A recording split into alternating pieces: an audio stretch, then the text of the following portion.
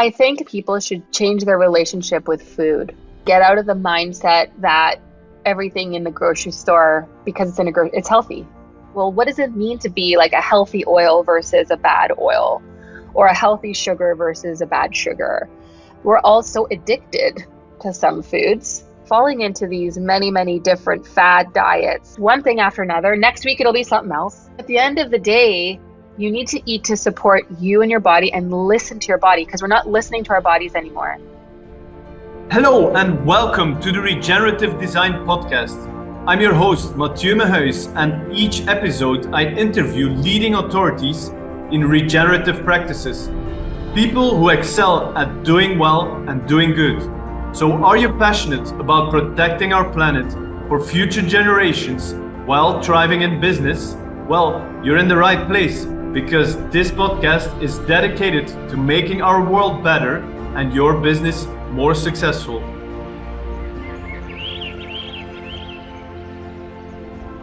Hello, this is another episode of the Regenerative Design Podcast, and today we have another amazing guest. Today we have none other than Dr. Jessica Dupont, who is a naturopathic doctor. She's also a health strategist, she's an author, she's a public speaker, and she is, of course, also a mother.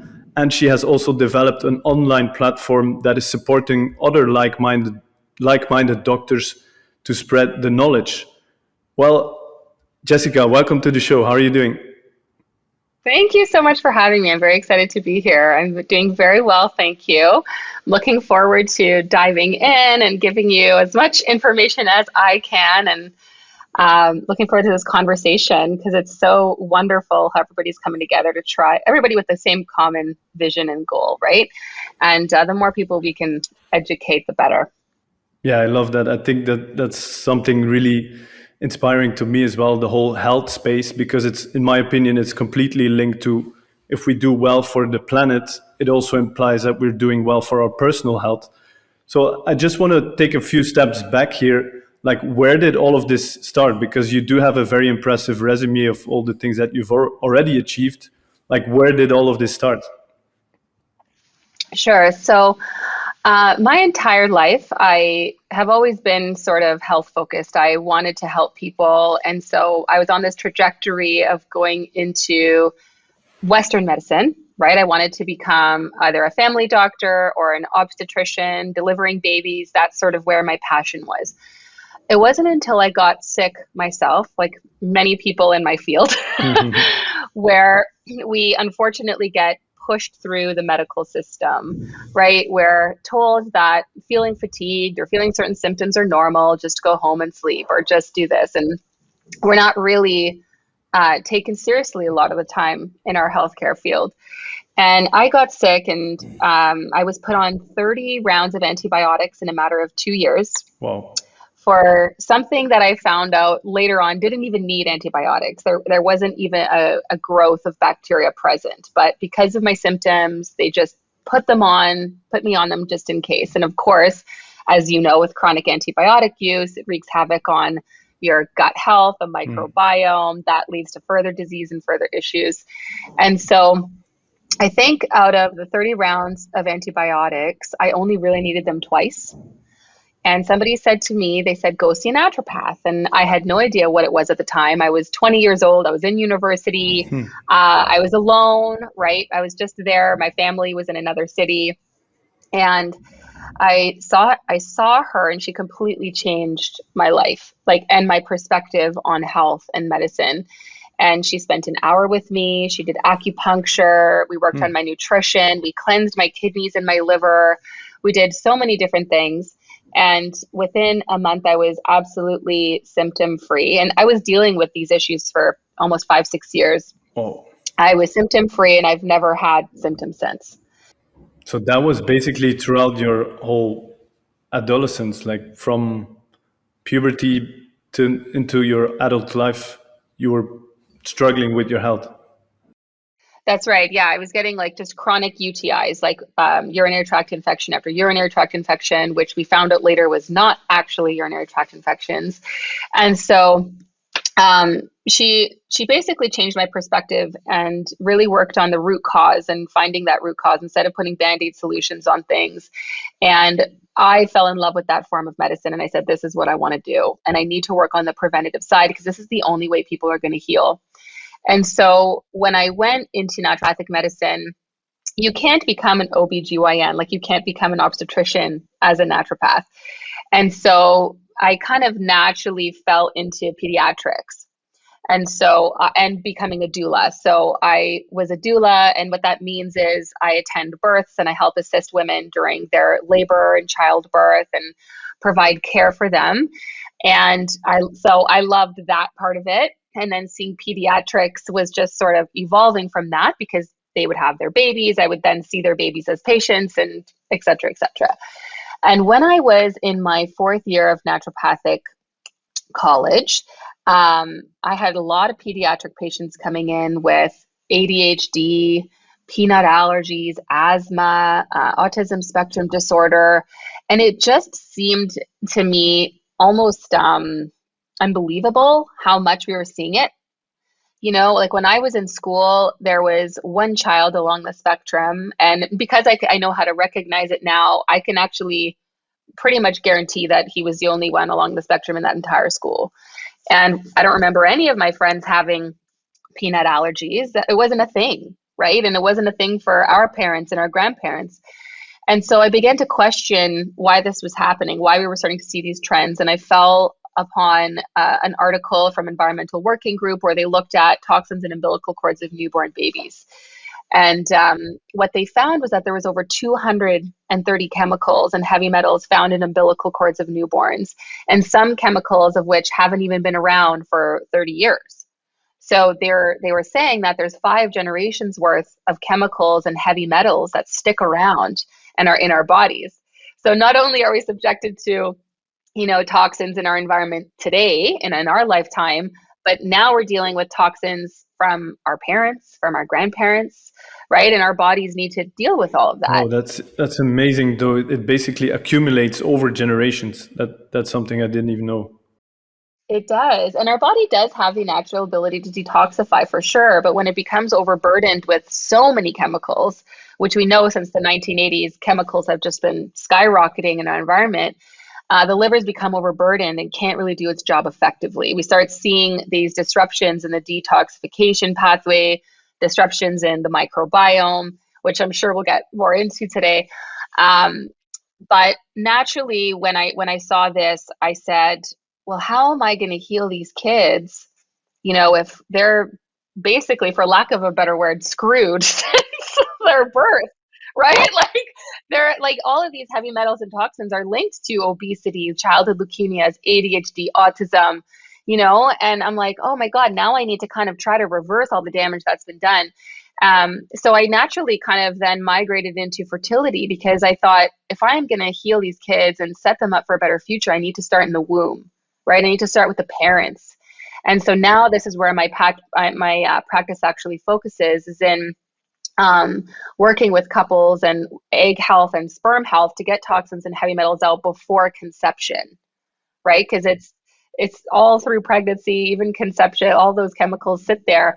So we do our best to try to get everything out, you know, and my practice also does a lot of hormones because naturally that's a big part of fertility. And with hormones comes this whole conversation about communication, right? Our hormones are all about how our body communicates like with each other, how the brain communicates with the gut, how that communicates with our ovaries, etc. And what I found out very quickly is how our body actually fails to communicate. Like it's very difficult for our body to communicate anymore. It's almost like everything is just so completely disconnected when it shouldn't be. And so I started looking at, you know, where are these chemicals coming from and the heavy metals, and that's in our food. And then furthermore, where is our food getting it from? And it's in the soil. Yeah. Let's talk a bit more about that because I know you spend quite a lot of time in your research to look at the links of all the modern diseases that weren't around, let's say 100 years ago, and the green revolution in agriculture. Like, give me an explanation of that. Right. So if you look at, when was it? In the 1880s, so in early 90s, we started not appreciating our soil anymore, right? We stopped soil rotation, cover cropping, and that led to topsoil death, right? And then there was a food shortage, and we had to start exporting food from other cities and countries in order to feed our people. And so this is where in the 1960s, they introduced NPK fertilizers. This is your nitrogen, phosphorus, potassium.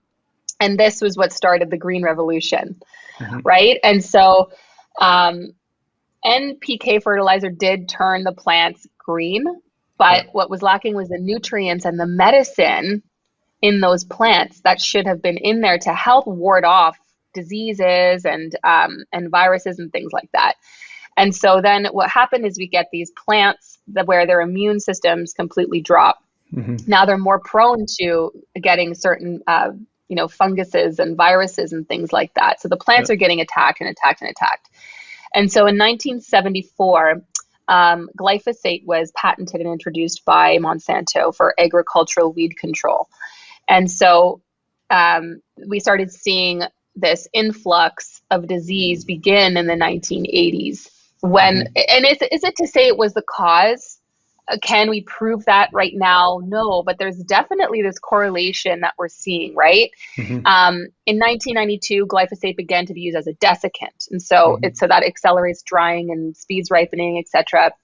And in the 1990s, we brought in pesticides and glyphosate to kill off microbes so that, because obviously these plants were now becoming resistant to certain bacteria. So now we had to bring in more pesticides to counteract that. And it just became this vicious cycle. And so what we started seeing is these influx or an epidemic of disease in the 1980s, where we started seeing more autoimmune conditions and neurological conditions. So Alzheimer's and autism and asthma, diabetes. Fertility problems as well. It's been like the last 30 years, I think fertility has decreased drastically, right? It is tremendous how much fertility has changed. In the 1980s, we went from, I think, 2% of couples using in vitro fertilization, where then within the 10-year span of time, it went to 25% of couples. So you can imagine today how many are needing to go that route. And the other thing too is there was maybe 1 in 12 couples around that time that were infertile or having issues conceiving. That was again in the 1980s, and then in the late 1990s, it was 1 in every 6, right? So it doubled. It's very, very, very quickly doubled. And then we also saw, in the I think in 1975, there were 1 in 5,000 children with autism, and then I think today it's 1 out of 36. Right. And so we're seeing this doubling time every few years. And if we continue to see that by the year 2035, if we don't change something and the autism diagnoses sort of continue along that trend of doubling every few years, then by the year 2035, we're looking at 1 in 3 children being diagnosed with autism spectrum disorder. That's absolutely astonishing to me. It's shocking. Right. And it just so happens that we started to see these most common chronic diseases all shift around the same time when glyphosate was introduced. Right. So it's very unfortunate. And we could talk about maybe how that's happening, like how glyphosate could be affecting our bodies and leading to these diseases. Which is it's all down to the microbiome and inflammation, right? And so when we change the microbiome of the soil, then it changes the microbiome of us as humans, because we're eating those plants that are now depleted in nutrients, depleted in medicine. They can't fight off disease. They're void of certain microbes that we depend on as human beings to fight off disease. We need that medicine as well. And so when we're in this chronic state of inflammation, which is caused by this dysbiosis, so dysbiosis is when there's an overgrowth of certain bacteria over other ones, and it's just not aligned anymore with our system. then we get these pockets of inflammation. We get inflammation along the bowel, which are creating holes, and then leaky gut. And this is all linked to, diabetes. And we're seeing this in neurological conditions and reproductive conditions, all, Crohn's, colitis, food sensitivities are on the rise. It's insane. And so we're seeing more and more research come out linking the gut microbiome and inflammation to all disease, cancers as well, right? So cancers, oh gosh, what did it? The statistic on cancers has gone up 75% since the introduction of glyphosate in the 1980s. And so again, I need to reiterate that there's no proof, right? You'll notice that many studies, and you have to see, of course, like where are these studies funded. Yeah, exactly. That's one thing. Well, yeah, but we don't have to. We don't need necessarily to prove if there's correlations that clearly show. Like, I've even heard people say, like, yeah, but 100 years ago, people didn't live that long, and they would just die from cancer, and it was never researched. But I think it's bullshit, honestly, because it's just so obvious that, like, I've been talking to, like, from early age kids with cancer, like it's common. Like I think you did that exercise in one of your speeches that I attended, that you said, like, who do you know or who doesn't know somebody in their direct environment that has any type of diabetes, cancer, and like 95% of the people raises their hands saying like they do know somebody. And even me, I just had a friend, he's 30, like he's my age, over 30. He just got diabetes out of the blue. And then another child, 2 years old, got diagnosed with blood cancer. Like it's just coming from all angles. And that was definitely not there 100 years ago or more. That's right. That's right. And, we could talk, like, there's many factors involved too, right? Are we to say that all of this is to blame on chemicals in our environment? No, but because the food system has also just gone completely, right? Like the amount of sugar and processing that we do to our foods is also wreaking havoc on our gut, on our microbiome, and increasing the risk of disease. And so it's all this compounding effect, right?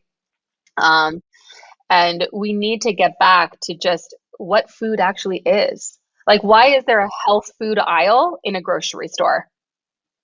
Like, if there's a health food aisle, what is everything else?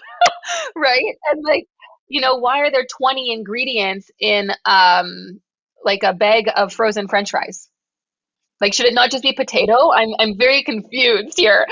And so, you ask a child these days, where their food comes from, and they say a grocery store, right? They have no idea that what it takes to actually plant a seed, grow their food, see the fruits of their labor, get their hands in the soil. And so, I feel if we can get back to that, and we could teach our children how to grow food, teach them what nutrition actually is, what food actually really is, then we could reverse a lot of those diseases. I truly believe, and if you look at sort of the way the trends are going in terms of longevity, our kids will probably not live as long as we will, and their grandchildren will not live as long as they will if we keep going the way we are. Like, our planet is very sick. Yeah, I agree. I think and in my opinion, that can also be seen basically like whatever's happening with our human health, which is under a lot of stress. We can see that also on a global climate perspective, that our climate is also in a stress, because I do believe that we are like a whole holistic system, our whole planet, and all the animals, the beings, we all basically are connected in that sense. And that, yeah, we have all these extreme weather patterns, like it's either too hot or it's too rainy, or it's and somebody told me at some point, like, it's basically like we having fever. Like when we are sick, we also have fever, and the planet is showing exactly the same thing, like the all of the extremes. So I think we could continue to talk for another hour about what all of the problems are. But I think that there will be way more value if we now continue to look at what are the solutions, because in my opinion, the solutions are readily available. We just have to shift or pivot a lot of the things that we're doing. So let's talk about that from your perspective. What do you think are the solutions? So I feel like a lot of what I talk about, the first thing I say is, you could talk and talk and talk to people and tell them what they need to do and tell, the government what they need to do. But if they're still very disconnected from the reason, um, and they're still just disconnected from nature as a whole, it's kind of going in one ear and out the other, right? So the first thing I always say is that we need to stop looking as nature as the enemy, right? Like stop looking at like microbes and fungus and viruses as an enemy because we're always trying to like attack it, right? Because we look at it as like they're trying to invade us, so we need to attack them, and that's why there's so many antibiotics and chemicals being sprayed on food, etc. So if we start to remember that nature is nurture, right? And we look at food as medicine again, and our soil as medicine, then we could begin to sort of realign with who we are as a human being, our animals, environment, like how much we disrespect animals in this on our planet is absolutely like I can't even begin to, as you know, like mass produced farming is just, it's cruel, and we're disconnected from it. And that's also leading to global I climate think change. that's There's a big problem definitely here. one of the symptoms of the climate crisis that is also linked to the whole agricultural crisis or food production crisis that we are facing. So, Well, that's it. Yeah. And a lot of people blame, the vegans because, oh, look at how much water they're using to make soy and make corn and all this. And I'm like, you realize that 90% of what we're planting, like the soy, the corn, is feeding the yeah, livestock. It's not feeding no, us, right? Or it's not feeding a vegan person. It's feeding the livestock to feed then, meat eaters. And this isn't to say like, we're against meat eaters and no. all of that. It's more of like the way we Yes, farm yes, and yes. the respect that we need to have needs to change. Yeah, let's talk a bit more about that because I'm going to jump in here because I feel there's so much confusion around like what is a healthy diet. Some say like you should be vegan, others are now claim that you should be purely on a meat-based diet. There seems to be a lot of misconception, and I'd love to hear from your perspective what is actually the right answer to what is a healthy diet. Sure. And so, I mean, as you know, everybody's perspective on this is so different, right? So, when one diet is not right for everyone, everybody is Mm. very individual. So, for example, I might eat a plant-based diet and thrive and feel amazing, and then somebody else might eat a plant-based diet and not thrive and not feel good. And every Yeah. diet can be healthy or unhealthy. You could be a healthy vegan, you could be an unhealthy vegan. You could be a healthy meat eater, you could be an unhealthy meat eater. And so what I always say is primarily plant-based proteins. And if you have a little bit of animal proteins, it should be grass-fed, it should be organic, hormone-free, free range, all of that. And healthy fats are critical. And we also need to make sure we have healthy carbohydrates in there as well. I do believe that grains and carbohydrates are healthy for us. I don't believe they are working against our guts. No. If you can't handle grains, it's because your microbiome is dysregulated, not because the grains are Yes, causing yes, the yes. problem, right? We should be able to eat those things and feel completely fine. And so for those who are saying, the grains, they have, this and this and this and them, and you should and beans you should be avoiding, is a little bit absurd to me. That Yeah, yeah, it's a yeah. little bit uneducated, to be honest. And those who say that you shouldn't eat fruit because of all the sugar, I'm just like, oh my goodness. Like if there's one more person that's like just pumps out fruit fear, I'm gonna probably lose my mind. Oh But my God. the way we process sugar in fruits is completely different from obviously the way you process sugar in like a muffin or a Yeah. cupcake or something.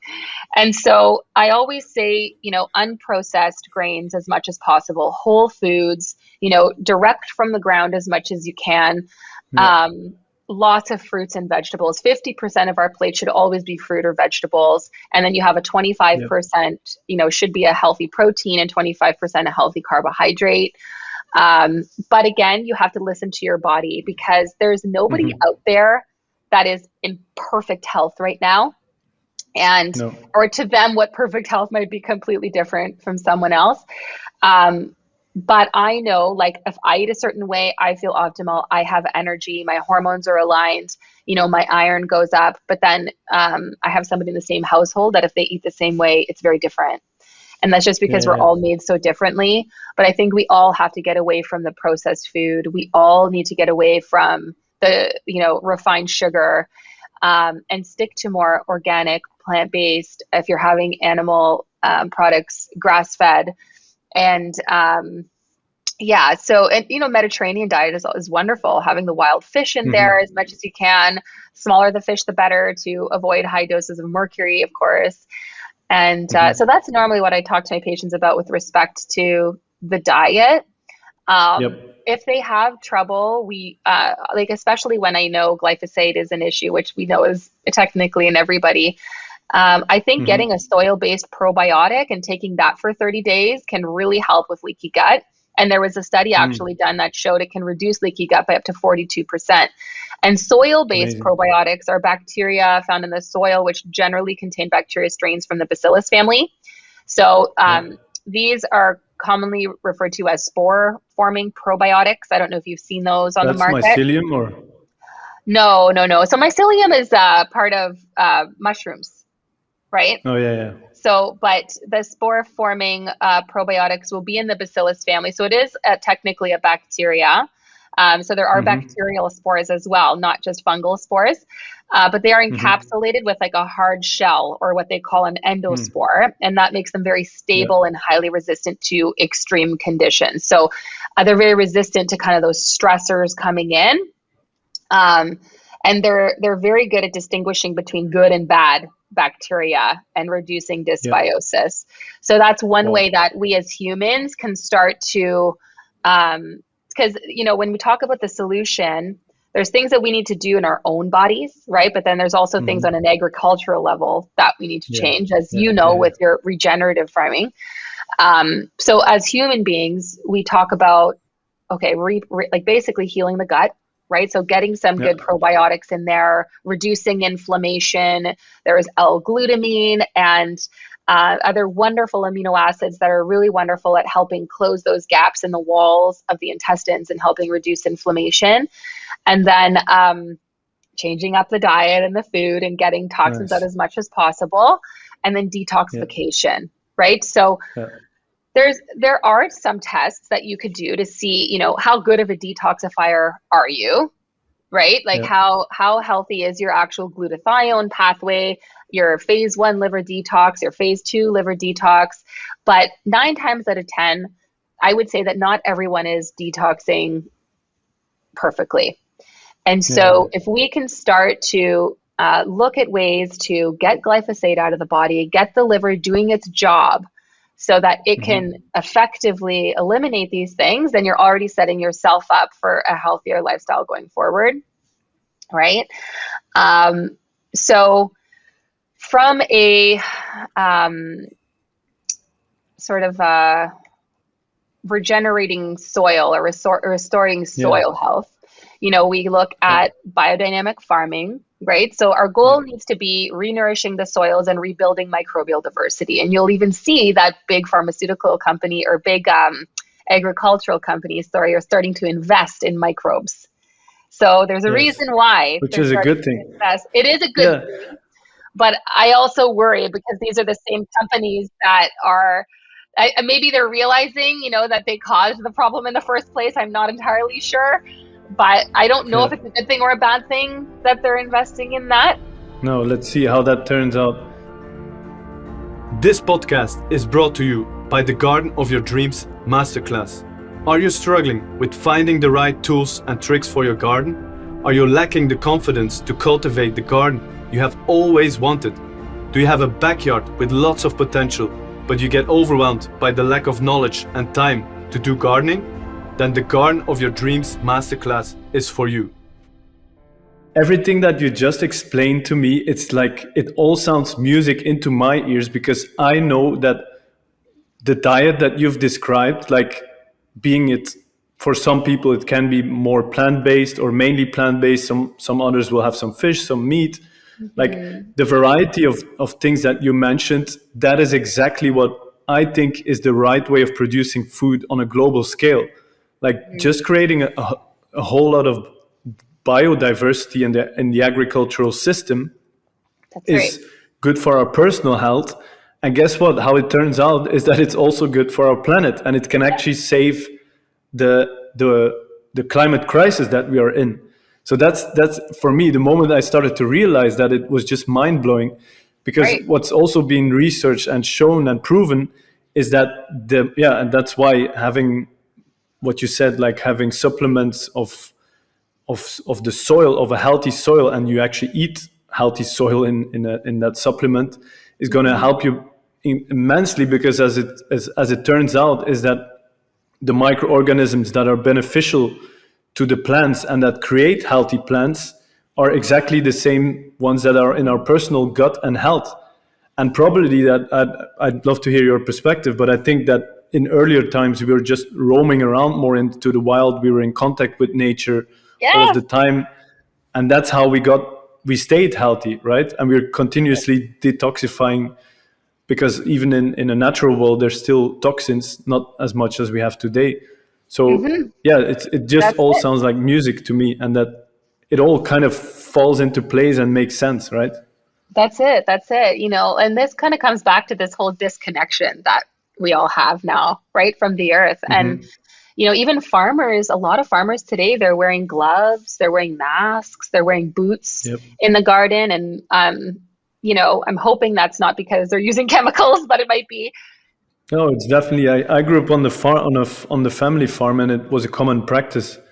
Like my dad That's used it. to spray on the fields, and you have the mask, gloves, the special area where they store all of it's not even that big where they store the chemicals, but Yeah. it's just become. And because I've come from that farming background, I don't think there's any position for anybody to start blaming farmers, like, look what you've done, you've created this chemical industrial farming system. Because if the farmers didn't change, then they would have been out of business. Like if my That's father it. wouldn't have gone that direction of Yeah. big industrial chemical based agriculture, he would have been out of business.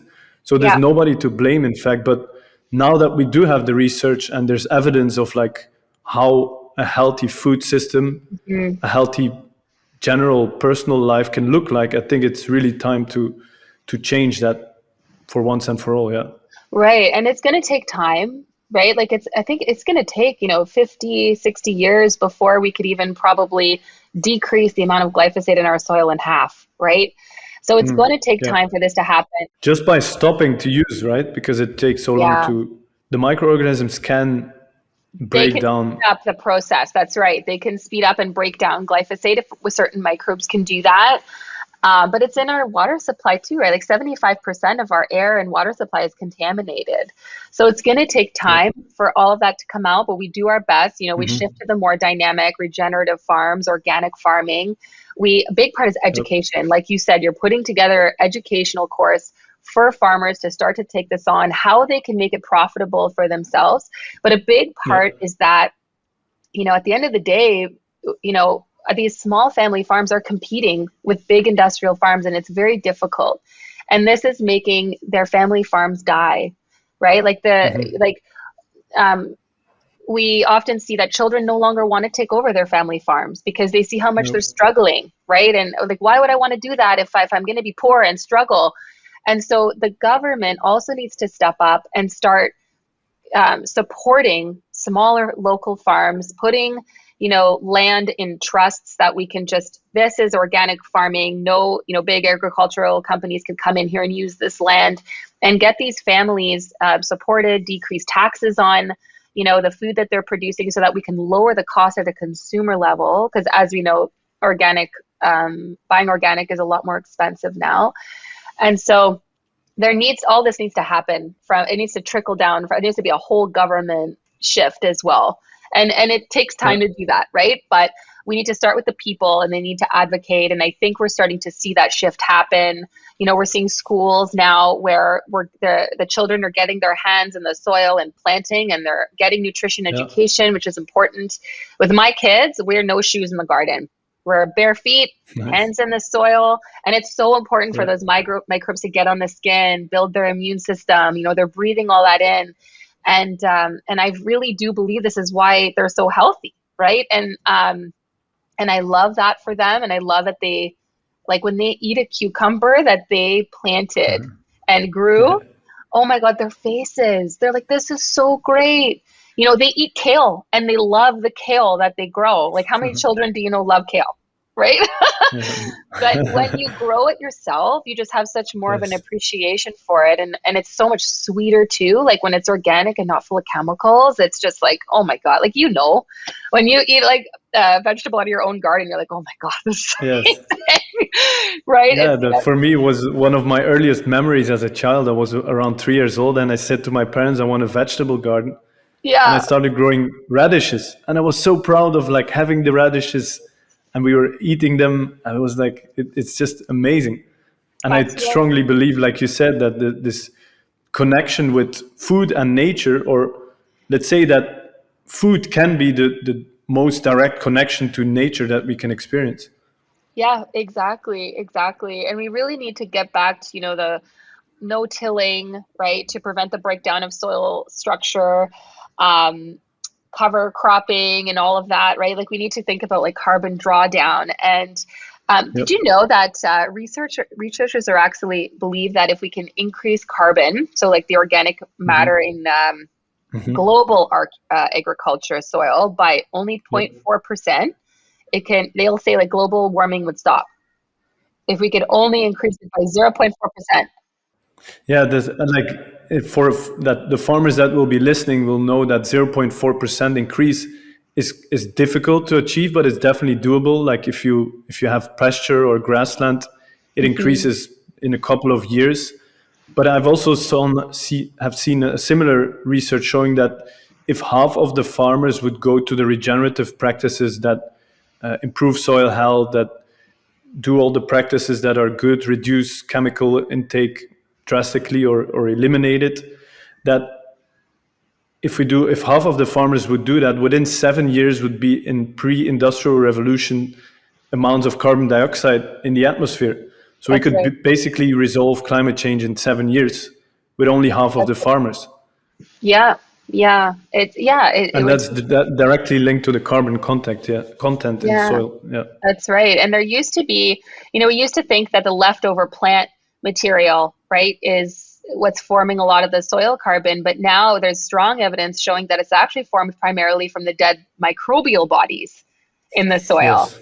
right? And so Yeah. while plants are like the original source of carbon for soils, microbes control, I guess, the fate of it by using it as food, right? So Yeah. it ensures at least some of it will remain in the soil.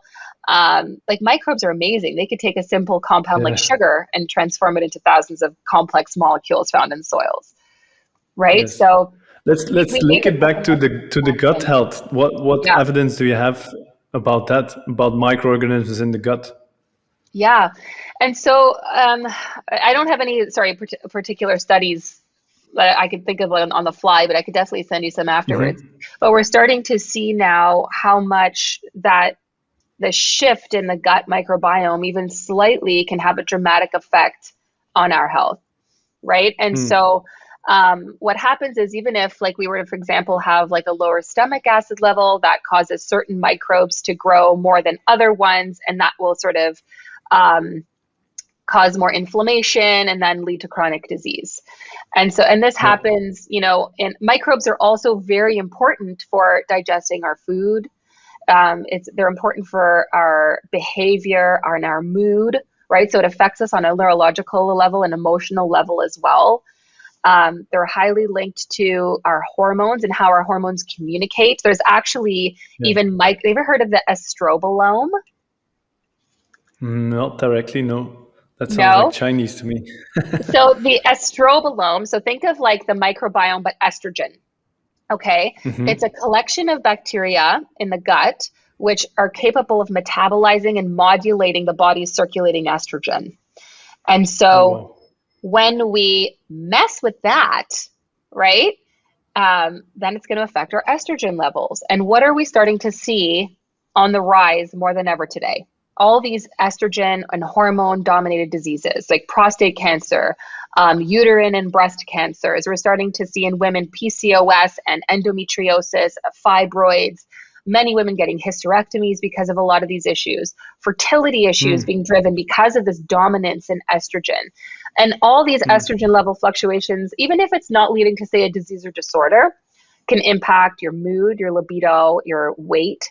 I'm seeing a lot of women in my practice who are like, I changed my diet and I cut calories and I'm exercising like crazy, but the weight in the midsection just won't go away.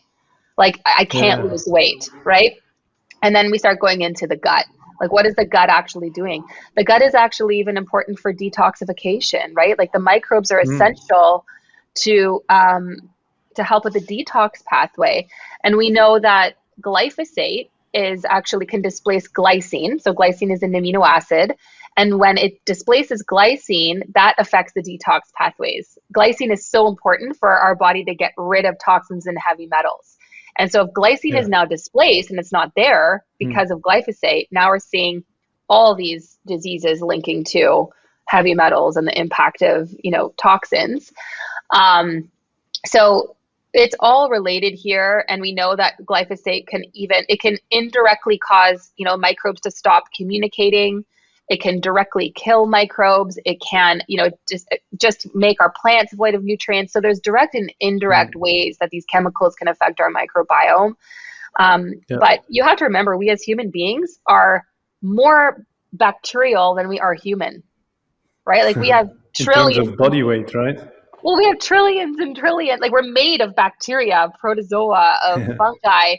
And so to look at it as an enemy is a bad thing. But this is why we need to look at it as a friend and these microbes as friends, and make sure that they're healthy so that we can be healthy as human beings, so that our hormones can communicate and our nervous system can communicate and help us process. Like there's so many people out there that just have tons of brain fog and they can't even string 3 words together, right? And or general depression or burnout. Oh gosh, it's just, there's a lot of factors, of course, involved, but it's we have to look at the gut. It's so important. What we eat basically will establish how we live our life and how we feel, how long we live. You'll also notice that microbiomes change depending on where you live, right? So like you in Belgium, your microbiome is going to have a very different set of bacteria than mine living in Canada. We're subjected to colder environments, so we need bacteria to help us, resist to that. In India, the foods that they grow there and the temperatures they have, their gut microbiome needs to be able to handle that as well. So the spicy food. I guess some microbes don't like that spiciness. Well, that's it. And so you'll see too, like if you have friends that travel to India and they eat some of the spicy foods, sometimes their gut can't handle that, right? They're running to the washroom or they're, and that's because our microbiomes are just different, and we can't expect our microbiome to change in a day, right? But if you live in that environment for long enough, your microbiome should be able to evolve to protect you against what diseases are present in that environment, what plants you're going to be eating in that environment.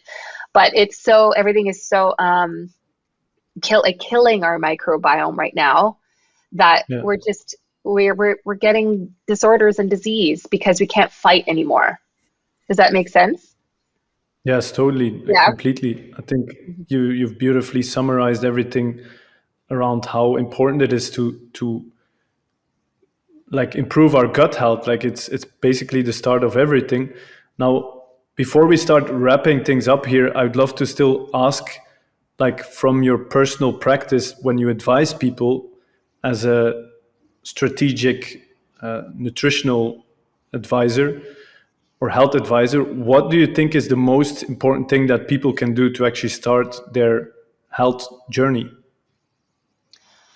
I think the first thing that people should do is change their relationship with food, right? And get out of the mindset that everything in the grocery store, because it's healthy, right? Get out of the mindset that a French fry through takeout, a drive-through is the same as, baking French fries in your oven, right? So a lot of the education comes around, well, what does it mean to be like a healthy oil versus a bad oil, or a healthy sugar versus a bad sugar? And changing those relationships with the food, because we're also so addicted to some foods, right? And we are, oh my gosh, like falling into these many, many different fad diets. And now it's all about intermittent fasting. It's all about keto. It's all about carnivore diet. And it's just one thing after another. Next week, it'll be something else, right? Yeah. And it's just like at the end of the day, you need to eat to support you and your body, and listen to your body, because we're not listening to our bodies anymore. Nobody can sit here and tell me that after they eat a cupcake, they feel good. You cannot, right? And if I ask them, how do you feel when you have a lot of gluten? Because in our country, we process gluten a lot, right? And we can't really digest it. We get bloated, and people say, I'm okay. And then I start diving in and I go, okay, well, do you feel bloated often? Oh yeah, I'm pretty bloated, but that's normal. And I'm just like, but it's not normal to feel bloated every day. People are so used to normal as like being tired, being bloated a little bit sometimes, burping, and general lethargy. Like people think that's normal because it's so common, right? And I'm like, do you imagine how you can feel if you didn't eat that stuff? And then we do sort of a trial of eliminating some of those, what I call Franken foods, right? We eliminate the processed oils and the processed sugars and all that stuff. We eliminate all that stuff out and get them eating whole foods again. And they come back to me in 2 weeks and they're like, oh my God, like I'm more clear-headed. I'm sleeping better. I have energy. My periods were amazing this month. Like you're getting just the feedback, and I'm just like, that's great. And then they're thanking me, and I'm going, you did the work, right? You finally listened to your body, right? And then they go, well, you know what? I cheated last weekend, and I had pizza from Pizza or whatever. And oh my God, was I ever tired? I had a headache. I just felt bloated. But before, they never even realized they felt that way, right? And so now they're like connecting to their bodies again, and they're going, oh, they're realizing there's certain foods that nourish them and certain foods that don't, and that don't feel good. And so I always start with just that education of like, listen to your body and get connected, because your body is telling you something, right? There's a reason why you're sitting in my office. It's because you don't feel well. And your body's probably been telling you that for a long time. So what is it saying? What is it telling you? Right? Do you need to drink more water? Right? Like, are you dehydrated? Like sometimes it's as simple as that, So we just need to start listening again and becoming reconnected. Yeah, I think that's amazing advice, because that also boils down to like, is sugar bad? Not necessarily. It's how the sugar is produced. Like if it's from an orange that is full of vitamin C, go ahead and eat that sugar. It's good for you. Exactly. But if that orange has been produced in a chemical way and there's no vitamin C in it, then probably the sugar is not good for you. That's it. It's really debunking, and I love this. This was the purpose of this podcast, to show the world that we're debunking the myth of like meat is good for you or beans are bad for you. Or, there's so much out there, like a lot of misinformation, and it really boils down like, how is it produced? That's like, has it been done in a regenerative practice or in a regenerative way? Can you produce food in your own garden that there's no chemicals involved in it? Can you connect with a local farmer that he's doing it in the right way? And even you can pay a premium price for that, because eventually it will save you a lot of money. Because I also read that the supplement industry is the fastest growing industry in the healthcare sector, because people are eating unhealthy food, and then they think like, okay, I'll just take some supplements and I'll be healthier. And it's like, you can get rid of all of these supplements if you eat the right food, and it will save you so much money. Like even in the US, where you don't have a healthcare system, if you can stay healthy way longer, you will not have cancer, and you will save a lot of money with that. So I think that's a really important thing. And I could speak to a little bit of that too, because, we talked about gluten, how it's very processed here. So like when I have wheat, I get a lot of brain fog, I get joint pain. So to me, it's not even digestive. It's, other things. but I can have Hmm. an organic sourdough and it's fine, Oh yeah. And so I get some people like, oh, I'm completely gluten free because, oh my God, I feel so terrible when I have gluten. And I'm like, well, where are you getting it from? What bread are you eating? Where are Yeah. you getting your flour from? Right? Have you tried organic? Yeah. Have you tried? Yes. Because like I have patients who cannot do gluten at all in Canada, but they go to Italy and they feel completely fine. They can eat all Yes. the pizza, all the bread, Yes. and it's completely fine. Right? And Yeah, so, and it's actually proven that Italy, because they have such a long history in food culture, that they didn't went through that whole green revolution that much. That actually, like Italy has the highest quantity or density of biodynamic farmers who still doing it in connection with nature. yeah. So the way that they produce their wheat, it might have gluten, but it's not necessarily bad for you, or it's actually can be good for you even. Right, exactly. And so, I have a question for you, actually. So Germany was one of those countries that eliminated glyphosate, right? They did like a Yeah. glyphosate ban over the last couple of years, but recently they brought it back in as like they called it like a temporary lift on the ban for 6 months. Do you know why? Do you know what's going Well, I on there? think I don't know the ins and outs of it, but I know that the European Union has decided to. Well, it was like till 2025, all European countries should get rid of glyphosate.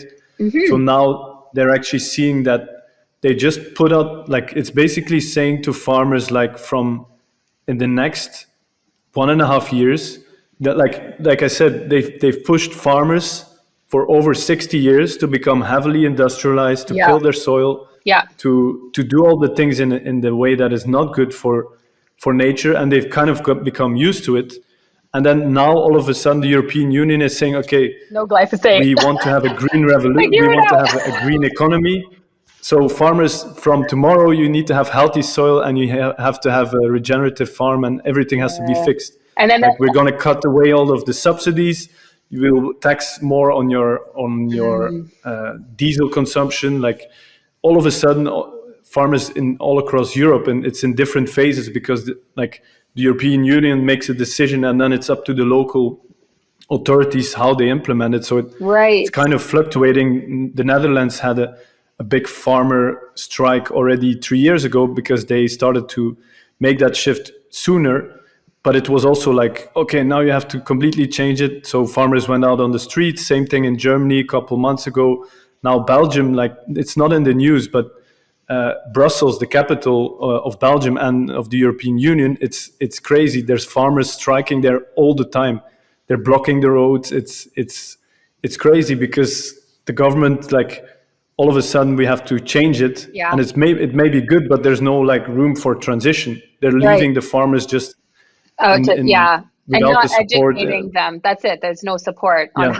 how to actually So do it. What a step-by-step yeah. process of how to make them transition, right? Yes, Oh, wow. exactly. And then also, like, all of the farms, literally all of the farms that are maybe not maybe not the organic farms in Europe, but that's only 5%, I'd say, maybe 10.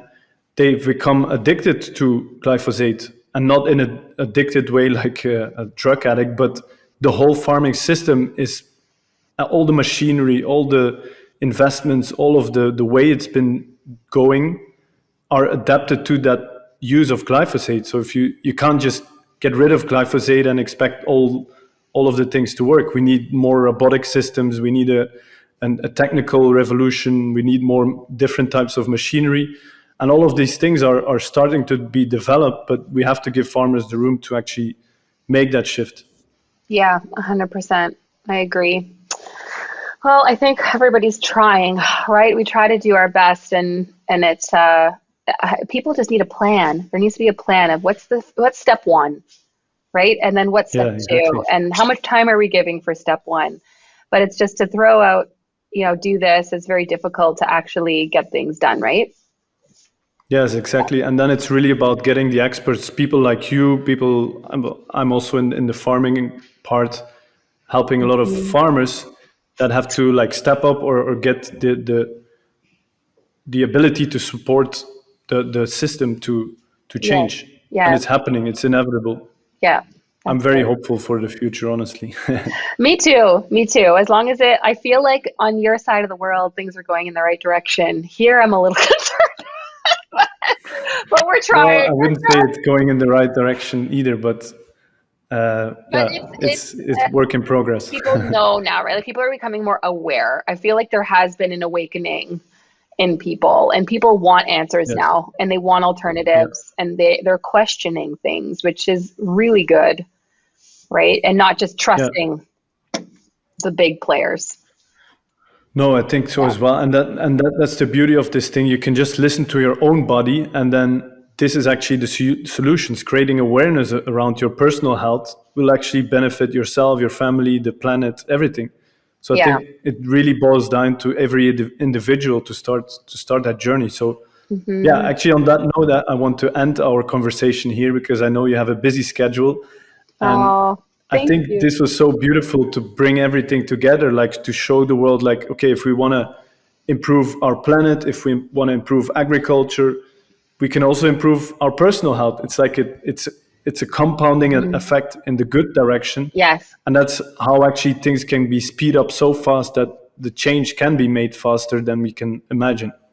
Absolutely. I think that going to people and talking to them about their health is going to make them more supportive of organic farming and regenerative farming.